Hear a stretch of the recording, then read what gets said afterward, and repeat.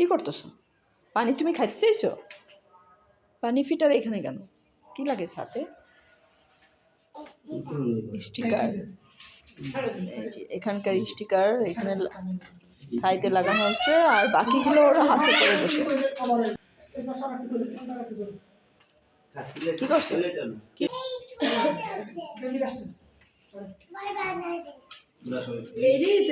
থাইয়ের sticker থাইয়ে লাগানো হচ্ছে, আর এরা হাতে পরে বসে আছে। দেখি